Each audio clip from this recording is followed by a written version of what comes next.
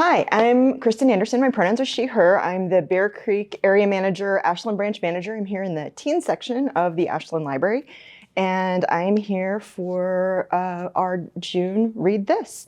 And today I thought we'd do Cli-Fi, hence the t-shirt. The Parable of the Sower is a classic in this genre. If you haven't read it, weirdly prescient. It was written in the 90s. It's set about right now. And while it is certainly not completely indicative of the world we live in right now, Octavia Butler did an amazing job of like extrapolating out what was going on in the 90s to think about what the 20s might look like. But it is one of those classics in what's called Cli-Fi. Now, Cli-Fi is shortened down version of climate fiction, which is a subset of the broader term speculative fiction. If speculative fiction is new to you, we live in a world where genres have gotten really complicated and lots of things cross over. And so is it horror? Is it fantasy? Is it sci-fi? Like we've got a lot of books out there like that. Speculative is a umbrella term that covers any books that are fiction that aren't like steeped in reality. So horror, science fiction, fantasy. It gets you into kind of some of those alternate histories as well. So it can have a historical fiction subset to it, because if you look at like some of the steampunk stuff, or, you know, what would have happened if World War II had come out differently, like Man in the High Castle, that's also like speculative. But with a couple of really good Cli-Fi books coming out, with just some conversations I've had with staff about an interest in these specific books, and also with Furiosa coming out, which the Mad Max series kind of fits into the Cli-Fi vibe, I thought I might do some Cli-Fi books. And Cli-Fi, again, a wide swath of books, and I'm going to kind of show you how they intersect with some other genres. So you might find books that fit with what your general reading interests are, but still have that Cli-Fi feel, because some of them are hyper-realistic, some of them are, I mean, they're all speculative, but some of them are much more realistic, some of them are much more fantastical. But the classics, you know, we already hit Parable of the Sower. Another one that's a classic of this genre is Margaret Atwood's Oryx and Crake. That's part of a trilogy called the Mad Adam trilogy that was written over a long period of time, but it deals with kind of, some of them deal with the process of the climate becoming unlivable, and some of them deal with a world after the climate has in fact become unlivable. There's been mass die-offs of people, and now a small group of people is surviving. So Oryx and Crake falls into that category where we're kind of in the past tense of whatever has happened, and now we're just trying to figure out how to get by. So anyway, Oryx and Crake has like a little bit of both of those things. The what happened during, the what's happening after. Parable of the Sower is more what's happening after.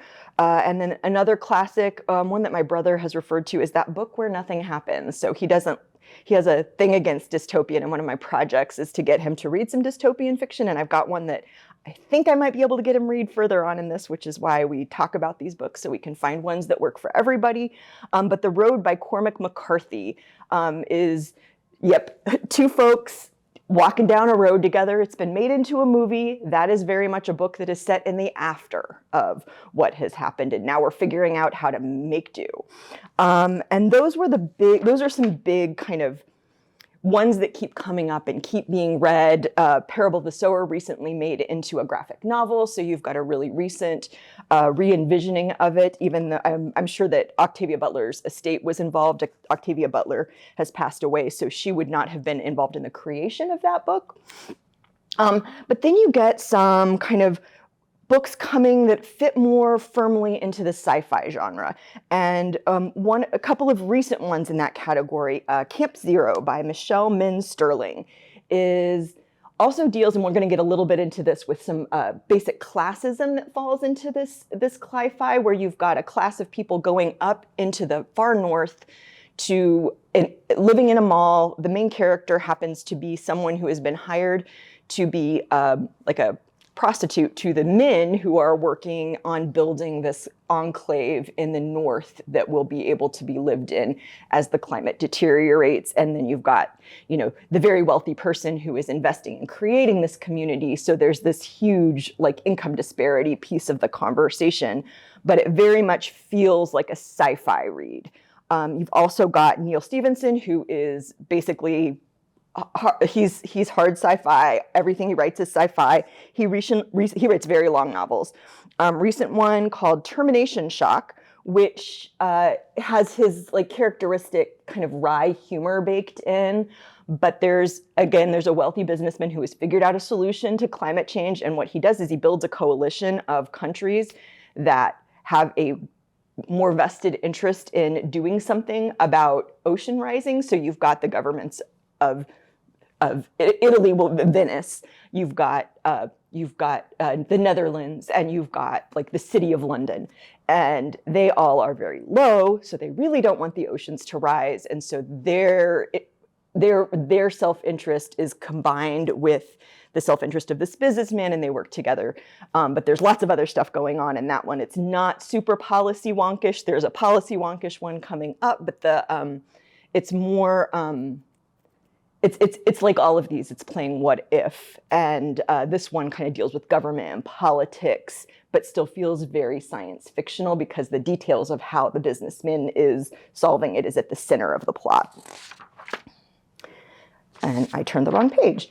And the next one, this is the one I was going to talk about that is more like policy wonk stuff, is the Ministry for the Future. You can hear in the title that we're talking about like making decisions at the high governmental level. A lot of it's set in Switzerland with the United Nations, trying to figure out how to create incentives for countries to do things to offset the negative effects of climate change. It starts with a very, very, very kind of frightening mass casualty event related to high heats in India. And that's what sets the world in motion, recognizing that there is something that needs to be done because people are now dying. And how do you, at this point, do anything to offset the path that we're on? And it does ultimately have hope. This is the one I think my brother might be interested in reading because he's more of a nonfiction person.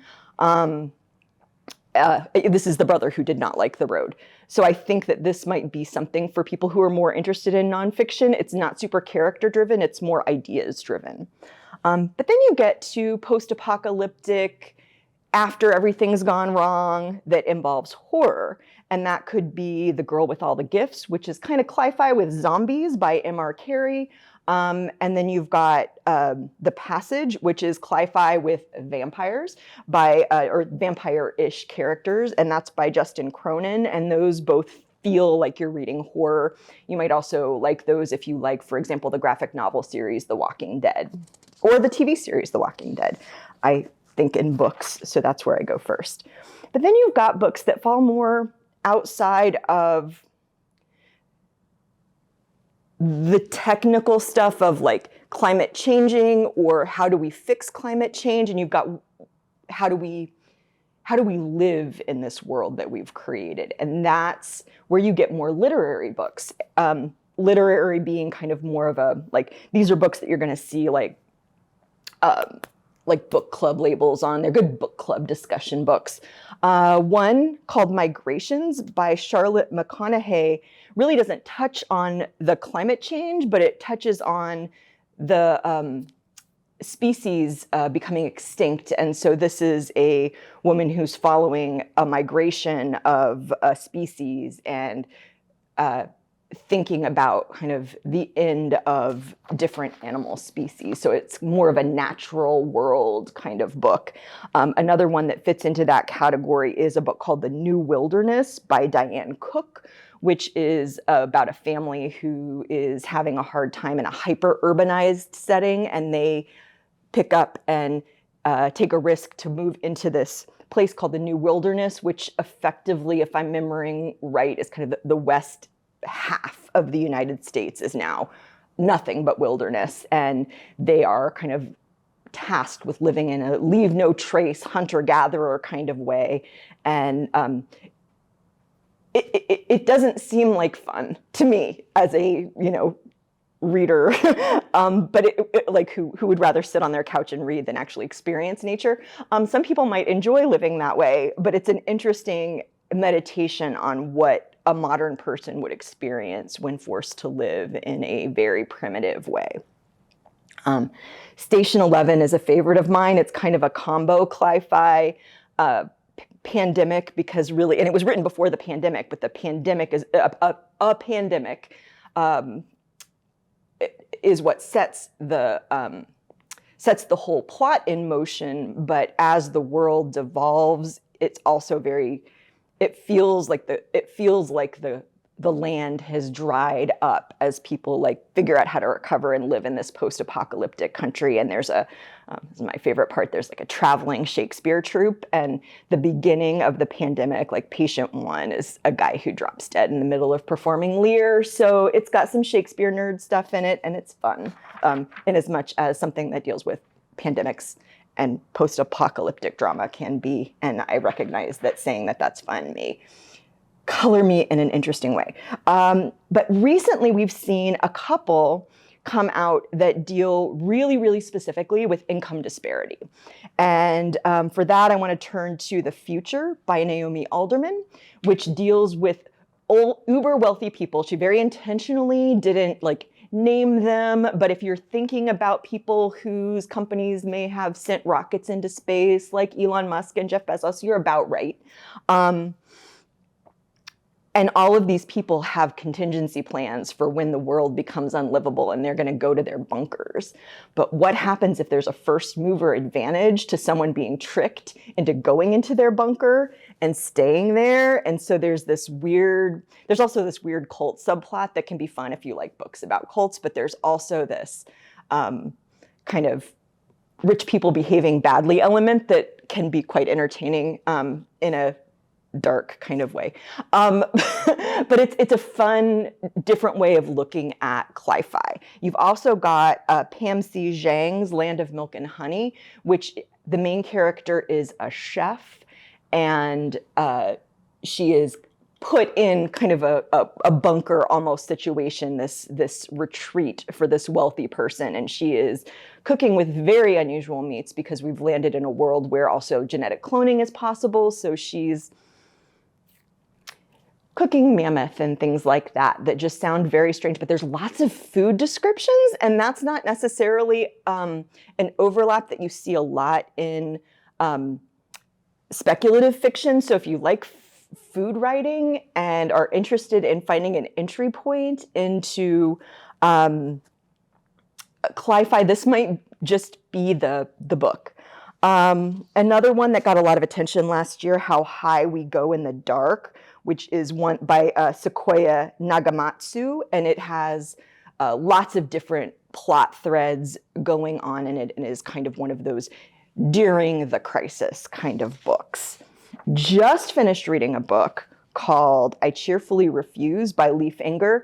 This is one that is very much the after it's happened. We're not even talking about how it happened, but we're living in a much reduced America where lots of the infrastructure has fallen apart due to climate change.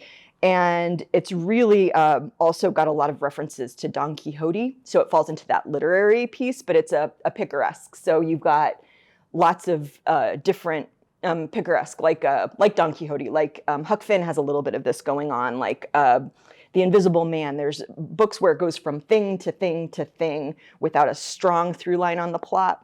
That's what this kind of book is. And he's driving around in a boat on Lake Superior and kind of dealing with the loss of his wife. And it's really interesting and worth reading. And one other one that I want to talk about, and this is kind of an intersection of Indigenous fiction and cli-fi. The first book in the series has been out for a while, but there's a new one coming out or just recently out. And Wabgishig Rice is the author. And the first book in the series is Moon of the Crusted Snow. And the sequel that's just coming out is Moon of the Turning Leaves. And the interesting thing about this one is it's set on a reservation in the north of our country.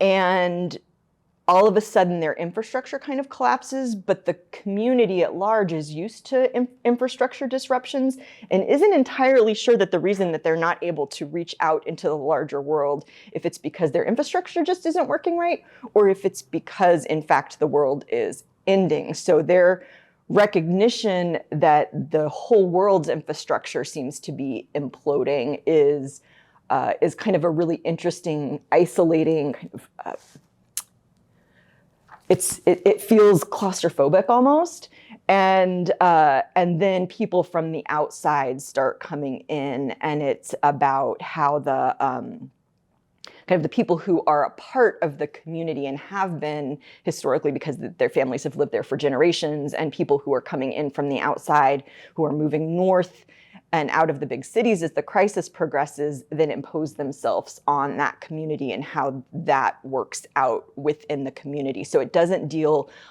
it's almost the cozy concept of sci-fi, because it doesn't deal with the larger world stage. It deals with how this one community is dealing with it.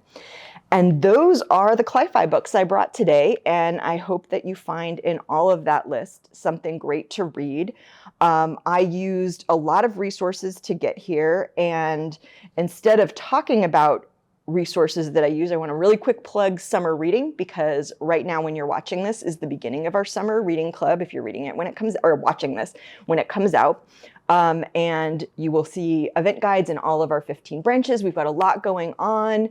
Take some time to keep track of your reading and participate. There are prizes at all of our branches.